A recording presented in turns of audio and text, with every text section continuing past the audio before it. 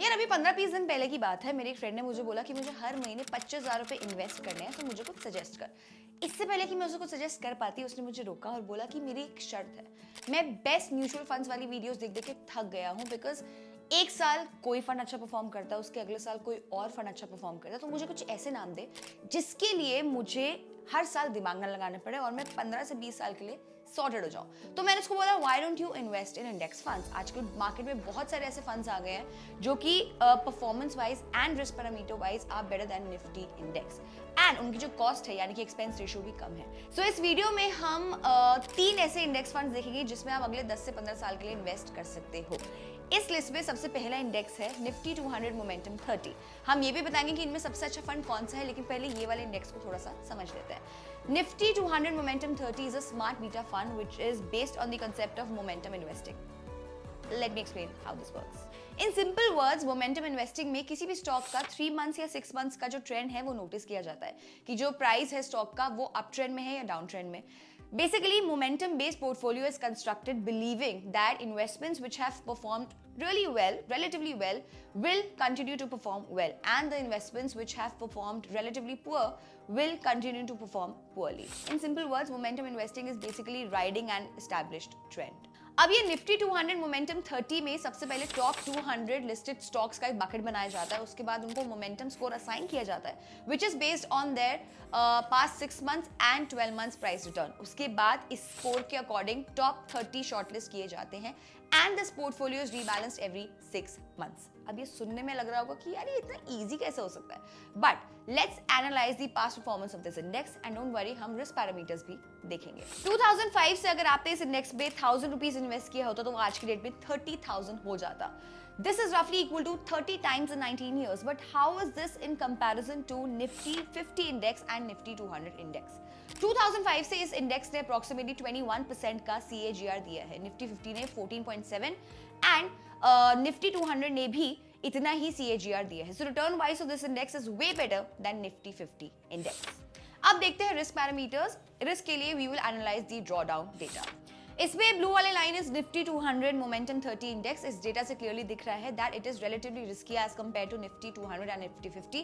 It may undergo period of relative underperformance when there is a sharp change in market cycles like sharp recovery or sharp drop. But जब भी market में momentum आता है then it makes up for its underperformance. So this index is perfect for those who want to take more risk as compared to Nifty index.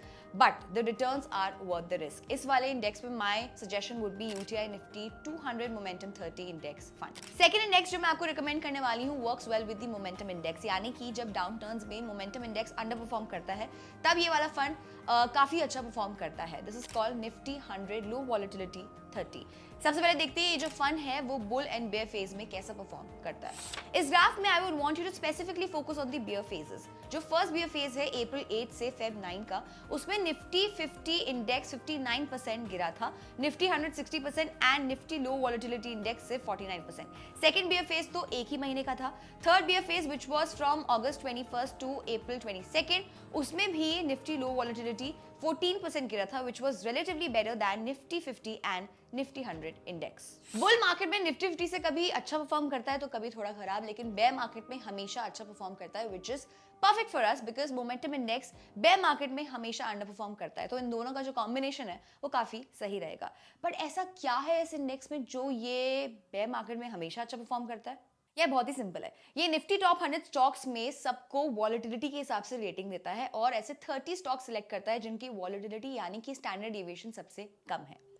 इसीलिए इस index का average standard deviation Nifty 50 index या Nifty 100 index से काफी कम होता है। But ये लो volatility strategy से रिटर्न्स कैसे रहते हैं? रिटर्न्स की बात करें तो ये इंडेक्स ने इंसेप्शन से 19% का CAGR दिया है। निफ्टी 100 इज अप्रोक्सीमेटली 13.2%, निफ्टी 50 ने भी रफली उतना ही CAGR दिया है।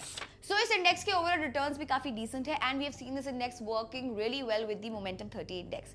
सो निफ्टी 100 लो वॉलेटिलिटी 30 इंडेक्स में my recommendation would not be an index but it would be an ETF.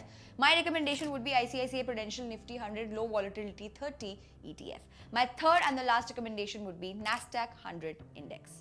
यार हमने जो पहले दो फंड्स उठाए हैं वो हमने इंडियन मार्केट से उठाए हैं and both these two funds are complementary to each other but there is still some overlap bound to happen because both the जो हमारे जो इंडेक्स हैं they are picking stocks from the top 200 listed companies, so it makes lot of sense to add a US based index to add the geographical diversification in our portfolio. जैसे कि आप यहाँ देख रहे हैं, हमने नैस्डैक 100 का Nifty 50, Nifty next 50, Nifty 100, Nifty 500 सबके साथ कोरिलेशन प्लॉट किया है।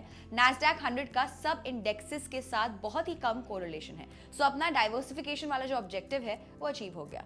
इस इंडेक्स की एक और खास बात है, क्योंकि ये डॉलर बेस्ड फंड है, तो जब भी यूएस डॉलर आईएनआर के अगेंस्ट एप्रिशिएट करता है उसका भी बेनिफिट आपको मिलता है। Let me explain how this benefit adds up to higher returns.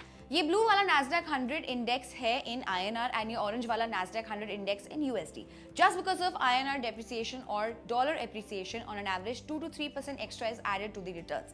While Nasdaq 100 in USD grew by 9 times in 15 years, Nasdaq 100 in INR grew by 18 times in the same time period. अगर Indian index यानी कि Nifty 50 से compare करें तो in the last 15 years Nasdaq 100 INR index has given a CAGR of 21.4%, जहां Nifty 50 ने 12.3% का ही return दिया था। रिस्क पैरामीटर्स के लिए इंडेक्स का ड्रॉडाउन डेटा देख लेते हैं। This orange line is Nifty 500 index and blue line is Nasdaq 100 INR index. अब यहाँ पे क्लियरली दिख रहा है दैट नैस्डैक 100 का drawdown is much lesser than Nifty 500। अगर हम जून 21 से जून 23 का डेटा देखेंगे तो नैस्डैक 100 का drawdown is higher than Nifty 500। On an average Nasdaq 100 का drawdown is lower. So risk parameters में भी Nasdaq 100 INR is relatively better than Nifty 500 index. अब यार आप ये इंडेक्स को शॉर्टलिस्ट कर सकते हो, लेकिन अभी टेम्परेरी इसमें इशू चल रहा है। सेबी ने अभी टेम्परेरी ओवरसीज ETF में इन्वेस्टमेंट पे रोक लगा दी है, क्योंकि RBI ने एक ऑलरेडी ओवरसीज इन्वेस्टमेंट के लिए लिमिट सेट करी है जो कि ऑलरेडी रीच हो चुकी है। ऐसा पहले भी हुआ था 1-2 साल पहले, लेकिन कुछ टाइम बाद फिर सेबी ने ये रिस्ट्रिक्शन हटा दी थी।